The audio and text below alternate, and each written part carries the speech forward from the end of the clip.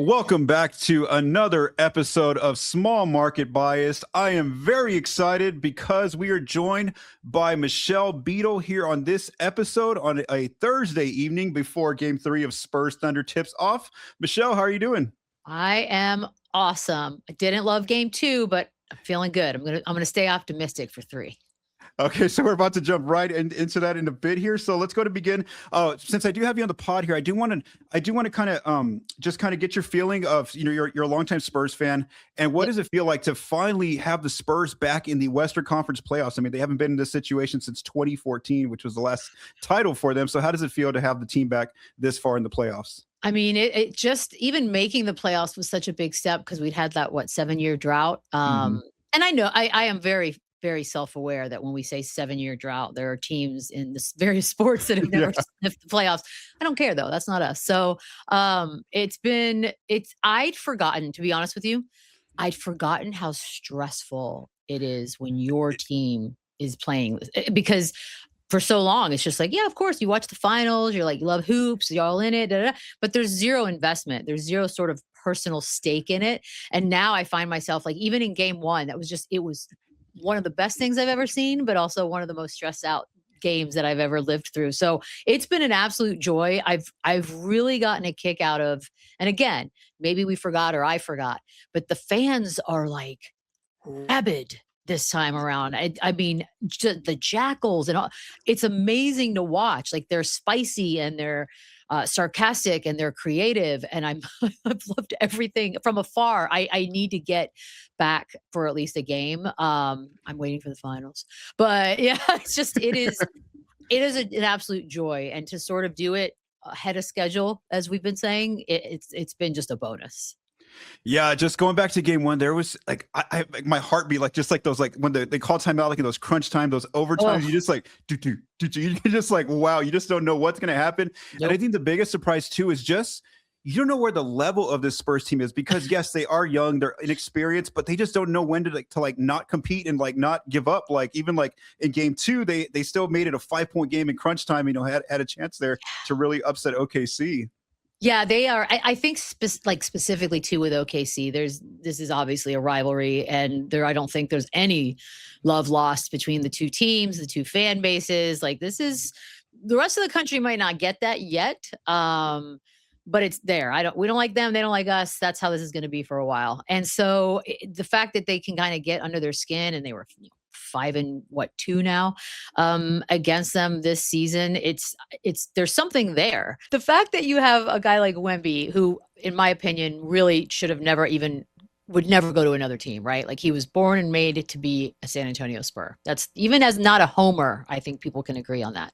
But then you add Steph Castle, who also feels like supposed to be a Spur. He's got that sort of stoic way about him, and he doesn't seem to get rattled, and not a lot of facial expression, if any.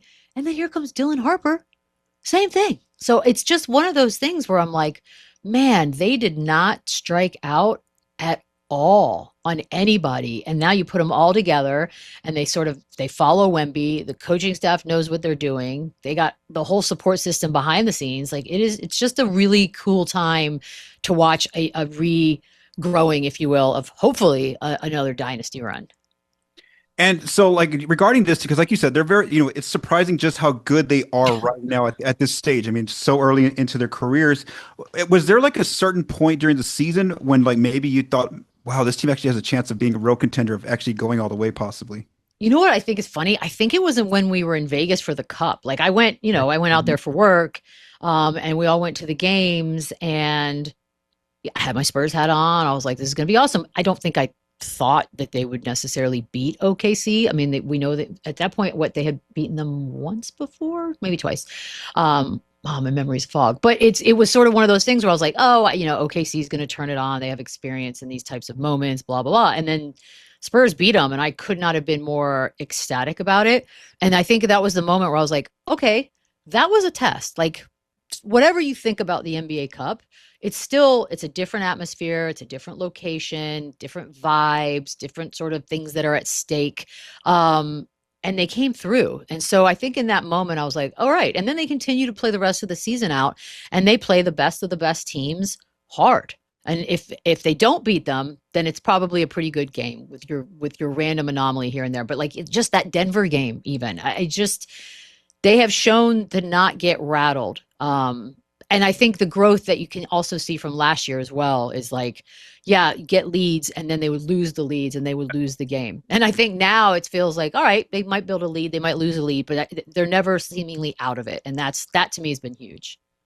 I think even regarding the building the leads thing, just how much that's improved this year. It's like during the regular season, they were just mean to teams like from January onward. I mean, they were up by like 10, 15 points and they rarely lost those leads, like you said. And it did take a lot to defeat them. And even in these playoffs, like we've seen, I thought yesterday when they were down by like 13, maybe OKC would win by like 17, 19, they'd go on this little run. But no, San Antonio still got within 5 points. So I know that before we dive into the injuries and more about this series, I just kind of, what are your thoughts just through the first two games in terms of the Spurs stealing home court, first of all, in game one, and then still having a chance, getting that game down to crunch time in game two, even despite the injuries, on both sides?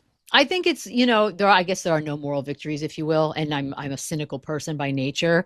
Game one was just an absolute joy, an instant classic, which we throw those things around a lot in sports. I think this actually is an instant classic of a game. And having done that without De'Aaron Fox was also sort of like this asterisk that I think just sort of got buried a little bit in the narrative. But then game two, you knew OKC was going to switch things up. Like, say what you want about them. They got the personnel to try different things, and they have a coach that is constantly on it. So there's a reason why they're the defending champs. And I was curious to see what that would look like. And now we know in hindsight, it looked like Hartenstein going absolutely rogue. But that being said, again, yesterday, yeah, it was a loss. But like you said, they were in it right up until the end. And that, again, without De'Aaron Fox. And then you lose Dylan Harper in this one. And so I think there's something to be taken from that. I think Wemby, we now know him well enough personality-wise that he will come into game three angry, with every reason to.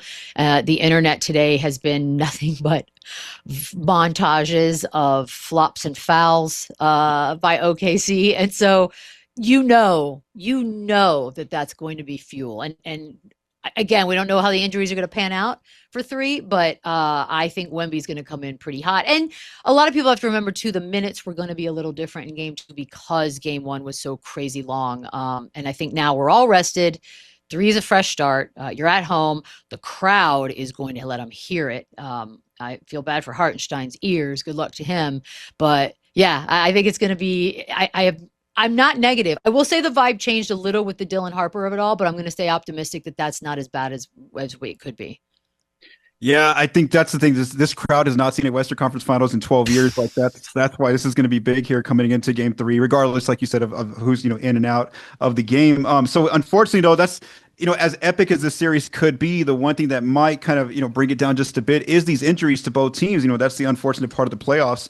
And so we did get some news here today regarding Jalen Williams, who did leave after the first quarter, that he did re-aggravate that hamstring injury. So now he is listed as questionable going forward, listed as day-to-day and undergoing treatment. He did travel to San Antonio, so we'll see his status for game three. De'Aaron Fox, again, popped up on the Spurs injury report. What was interesting is that they had been listing him as right ankle soreness, but now today in this recent injury report, he's questionable with a right ankle sprain. So they're actually like defining the term here. So again, Fox is a game time decision. Like Coach Johnson has said, he's going to pretty much be like this going forward in the series, just because there's probably not enough days for him to rest. Right. And Harper, they finally gave the injury a name as well. The Spurs, last night it was right leg injury, and now it's actually right adductor soreness, which basically, my quick search is, I'm not a medical person, so groin strain area, more to do so with the right thigh area. And I think that's what we saw was he was kind of holding the back of his right thigh. Yeah. Down. And kind of what we had said off air is that I think in a way it was a good sign that he did go to the locker room initially on his own. And then, the broadcast had mentioned that they thought he had to shoot bonus free throws, so he was making his way back, but then he didn't have to. So again, it's a good sign that he was at least walking, almost coming back into the game to shoot some free throws if he had to. But yeah, I mean, those three players are critical for both teams, and they are all listed as questionable. So just kind of, what are your thoughts in the event, one of those players can play, maybe two of them are out, all three of them are out? Like, what are your thoughts? Yeah. I mean, look, starting with Jalen Williams, I have personally torn both my hamstrings right off the bone, like 2 different times. And it's awful. And the worst part about that injury, isn't necessarily like when it happens, the pain, whatever. Yeah, that sucks. But what it's really a bummer about it, especially for people who are constantly like, don't want to be hindered by anything. They want to keep it moving, keep it going, is that you can't rush it, right? Like it can't be 80%, it can't be 90%. Like that hammy has to be back and good to go. And the fact that he possibly he did re-aggravate it is like, man, it might have been at like 97%. And it just takes that one tweak or that one movement to sort of redo that whole thing. Now, the good news for OKC is they've been without him for a lot of games this season. And because they have 94 dudes on that roster, apparently, they're fine. Like it's crazy because if you're Jalen Williams, you obviously don't want to hear that, but it's also, you're in a great spot because you happen to be a part of a team that is so well built with so much depth that you don't have to feel sort of like the rush to get back out there immediately, because you know that there are three guys behind you that will take care of business and almost like you were there. And so in that regard, I think OKC probably feels not panicked at all by this injury report. Now, on our side, it is interesting to me that they're both questionable. And I wonder if that means, as we get closer to game time, if it's going to be a situation where, like, if Dylan can go, then De'Aaron can just chill, or vice versa. Maybe just not having both missed. It just seems like a pretty big deal. But the adductor is definitely a lot better news than the hammy. That does make me happy. And like you said, the fact that he was walking back and forth with no issues also makes me feel good. Sprain is definitely different from soreness. So I don't love that. But we've also seen guys in this league play with ankle sprains. Like, they're not like us. Like, they're just built different. We hear ankle sprain and we're like, well, I'm out. I can't go to work for like 2 weeks. But they'll figure that out. So I'm wondering if we're going to find out right before game 3 that one or the other will go, but they won't both miss, which is probably the best case scenario. Yeah, I can see that circumstance most likely. Maybe not both Fox and Harper played, together, but maybe at least just one of them. And I would say right now, just leading just what we saw. I mean, Harper most likely as the player probably gets to play. Although, can I say something though? I don't know if you saw when Stephon Castle had that dunk on Hartenstein, and they go back and show the bench. De'Aaron Fox was jumping around like a really healthy guy. That's okay. Never mind. Yeah. So hold on a second. The pregame videos of him like just taking some jump shots and like not like in full the full gear going all at it. That's in a shooter. So we might get some news tomorrow on Friday afternoon, because the Spurs do have early shoot around, and then of course Coach Johnson went pregame presser. So yeah, we'll see what happens there. I think you're right, but even though OKC definitely knows how to play without J-Dub if he has to be out, I think the concerning thing for them though is that AJ Mitchell and Chet really haven't like stepped up as much as they were doing. Lakers and the Suns, and I think that's a concern because the Spurs have contained those two players pretty well so far through 2 games. Well, AJ Mitchell, he also had a moment last night, so I'm surprised he's not on the injury report, because I thought he was maybe hurt a little worse than it looked. But yeah, I mean, he's definitely finding himself in a different situation. Chet has been it's clear now that Chet and Wemby are not in the same category at all, and I think we all know that now, and I think Chet probably knows that now. I'll say this: game 2, slightly better than game 1, but game 1 was awful. So, I don't know how if you're Chet Holmgren, how you have 4 rebounds in an entire game. Like that blows my mind. I think that stat more than anything. I don't need you to have 30 points, but you can't have 4 rebounds. So I don't know what his deal is, and maybe it's psychological. We should get like a sports psychologist to come out here and figure this all out, because he does seem to just sort of shrink a little bit when Wemby's around, literally and figuratively. And so you would think he would have a better game. You'd think he'd want to have a better game. They obviously changed things up last night, again, with the Hartenstein of it all, who was just absolutely reckless. But I don't know. There's something about when he plays Wemby, it's the vice versa of what you want out of your great players, right? Your great players like get up for those moments, and I feel like he shrinks, and he's got to fix it, because he's going to be facing Wemby for a really long time, his whole career. Yeah, it just follows that theme that we saw like in December in those games, in Vegas, in OKC, and San Antonio, where he just, you're right. Like, you forget that he's an all-star when it's against the Spurs, and like against anybody else. Like, oh yeah, here's this guy. You're like a max dude, man. Like you're the guy, and you're the guy when you play everyone else, but this man has your number. So there's definitely something going on there, like you're saying. But let's get to Wemby and Hartenstein, because obviously that was a big adjustment by the Thunder that they made. So just looking back at the 2 games, so game 1, of course, Wemby has that epic game, 41 points, 24 rebounds, 9 offensive. The big thing, and I went back and watched a lot of the film, was that he had just they obviously had the smaller players on him, Caruso, J-Dub, smaller wings. He had 24 points right at the rim, just dominating them, inside, no matter what different ways the Spurs got him involved. And now we go to game two, we see 21 points, 17 rebounds, 5 offensive boards, another all-star performance, but just 12 paint points, 10 right at the rim. So you go from 24 to 10. And then, he had a pretty good shooting night, but we noticed is that in game one, 92% of his shots came from 2-point range. And now in game two, 56% of his shots from 2-point range. A lot of it, like we said, was the adjustment of having that bigger player in Hartenstein on him, as well as anytime he tried to go inside, like the Spurs kind of throwing him some of the same actions, just all those little Thunder defenders just kind of swarming him, So yeah, he had a lot of assists, 6 assists, but yeah, I think that's something that the Spurs coaching staff needs to look at. Just kind of what are your thoughts, going into game three? Like you said, I think he's going to be way more aggressive though, Victor. Yes. Yeah, I really do. I think I think Bill Simmons used the word mauled, and I feel like I've used that word now inadvertently as well. And again, it's all perspective, right? Because if you ask a Thunder fan, they're like, I didn't see anything wrong with any of it. Well, okay, but we did. And so he's going to be angry. I mean, and again, it's also playoff basketball. So this is all part of the whole like getting experience situation. You're getting experience. Like they're letting more things go than they normally would. I think he only went to the free throw line twice, if I'm not mistaken, which that makes me, I don't love that. Like to me, that's a little glaring, especially when you consider, as you said, how many times he was inside. So I think he's going to be angry, but more importantly, I hope the rest of the team comes out angry and ready to really just be aggressive. And they should. Like, that's your guy, right? Like, this was hockey.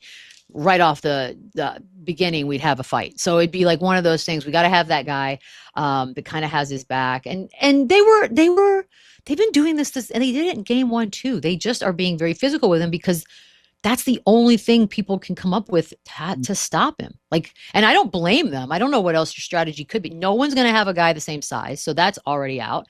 You have to figure out a way to rattle him.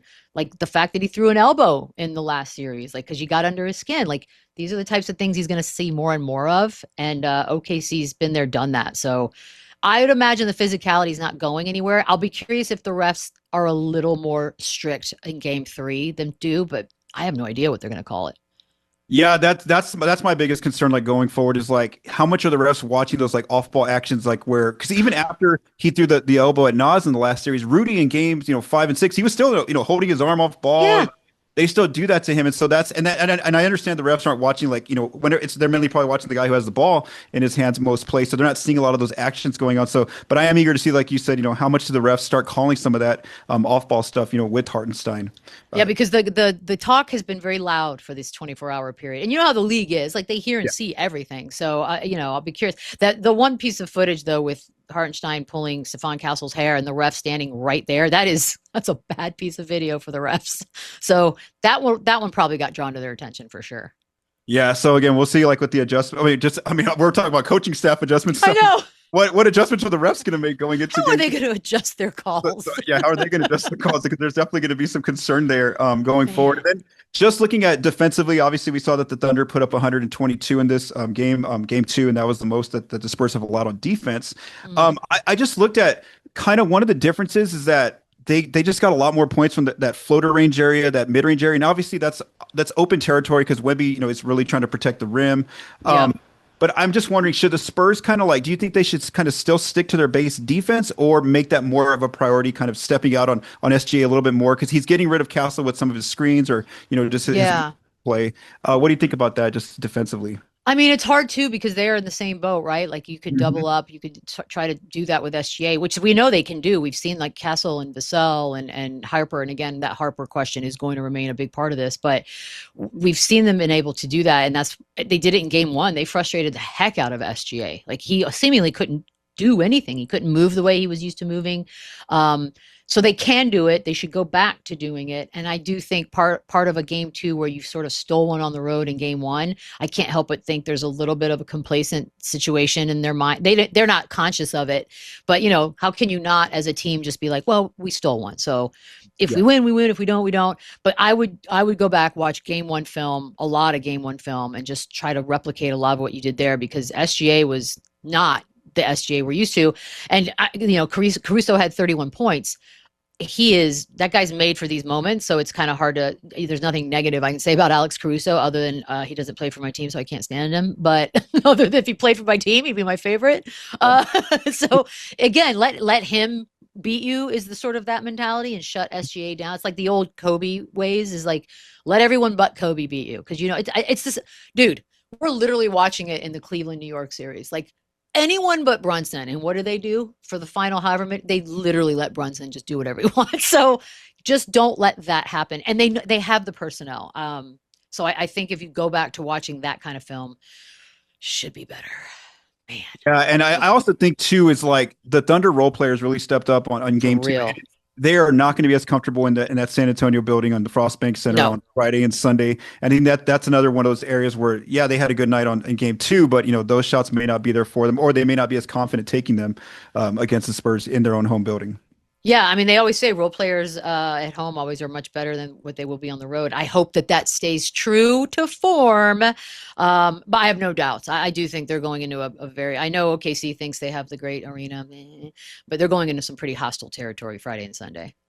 Before we get to the ending here, I had just like one question regarding Castle, and I know everybody's been talking about the high turnovers. I mean, obviously he did a great thing with that monster dunk on Hartenstein. It was a beautiful thing. Regarding that was incredible. Regarding the turnovers, do you think that a lot of that could just be stemmed if Fox just makes his return? Because I think when we saw against Portland and against the Wolves, is that Fox is usually the lead ball handler, initiating a lot of the actions for the Spurs. Castle plays more off secondary action. Right now, he has a lot on his plate. I mean, I was just looking at his matchups from game two, and he's just constantly being hounded by either Caruso or Cason Wallace. That is not fun for 48 minutes. So do you think that if Fox is able to come back at some point in this series, that it's really going to help Castle with that issue? Oh, it has to. It's like twofold, right? Like, yeah, how could it not? Because all of a sudden you're being taken out of this role that's not necessarily your role to begin with, and your brain can kind of shift back to like what you know and what you're used to doing, which would be huge. It's always weird when somebody's playing out of position. That's why I think I've sort of everything about Stephon Castle's turnovers has been with a grain of salt. Also, it goes to show you how dang valuable he is, because yes, he has a record number of turnovers in 2 playoff games, and yet look at the points, look at his production. Like, no one's pulling him. Like, it's not like that. It's just that is a part of his game that is not necessarily a strength. That being said, we looked at some of that this morning with Lou Williams and Chandler and everybody, and breaking it down. And they did make a point, which I was, I'm a homer, so they're trying to correct me all the time. And there was a play, there were like 4 different plays where he was not the main ball handler, but he was still, and this is something we see in a bunch of really good players, like Cade Cunningham's probably number one. There's like a casualness to their handling. Like, they're almost just not putting enough oomph in their passes, so that they're just kind of lollygagging these passes, and then they get intercepted, and away we go. And so there were quite a few of those as well. And I think that's just also part of, like, maybe that's not your comfort zone, but a pass is a pass, and every player on that floor has to pass eventually. So you just have to be a lot more careful and protect the ball more. And if I know anything, watching that kid, like his reactions to himself when he messes up, like, he's hard on himself. So I think he's going to learn each and every time and just take it with him, because he was not happy with that either. Yeah, and he was very upfront, after the game, post game, where he was just like, that's on me. He was owning it. Yeah. Yes, it is a little bit on him, but also like the circumstance he's thrown into. He's missing both of his sidekicks right there. The guys help him out run the offense. Yeah, he's definitely thrust into a different role right now. Before we end this episode, did you have any lasting thoughts, regarding the series as it goes forward? Man, I am jealous. I looked up ticket prices today just for fun. My brother's out in San Antonio staying at my place right now, and I was like, you should go. And then we started looking at like, dang, San Antonio, what is this? But it's awesome. It's just a sign that, like, it's a robust market once again, and everyone's so alive. Everyone's back to honking. We just went right back into that, like nothing, like no time had passed. round one honking. That's a new one. It's like there's like a whole new influx of Spurs fans in the last 12 years. Like they don't know. It's like, oh, we just honk after every playoff game now. Playoff game, which I was torn, because I gave such a hard. I don't love Knicks fans. They're like probably one of my least favorites. So I give such a hard time to them when they overreact to things. And then I was like, I don't care. It's different. The honking's different. So I'm just I went into this thinking, man, I'm not stressed. I'm going to be happy with however the outcome ends up, because it's vital learning experience, and they're doing it in real time, and we're watching it. But once that first game was a victory, it completely. Now I'm like, now we're out for blood. Like, there is no reason why you can't beat this team. Let's go. this is a toss-up series. Like, it could go to anyone, especially with, unfortunately the injury situation for both teams. I mean, yeah, like who knows? Spurs could end up in the finals here by Paul, a few weeks from now. it could go 7. Yeah. Our hearts will explode. And then we end up playing the Knicks again in the finals, all in 1999. And then I literally I can't take it.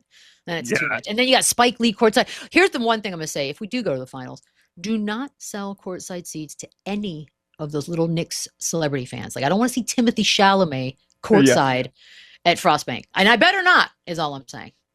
Yeah. So no, for sure. So yeah, they just gotta go 3 wins away, just 3 wins out of these next, how everybody games there are, just a couple of games here. Thank you, Michelle, so much for joining me here on this episode of Small Market Bias. Thank you, Michelle, for joining me. Make sure to check her show out, Run It Back, on FanDuel TV. Also, make sure to follow her on social media at Michelle D. Beadle. Thank you so much. No, thank you.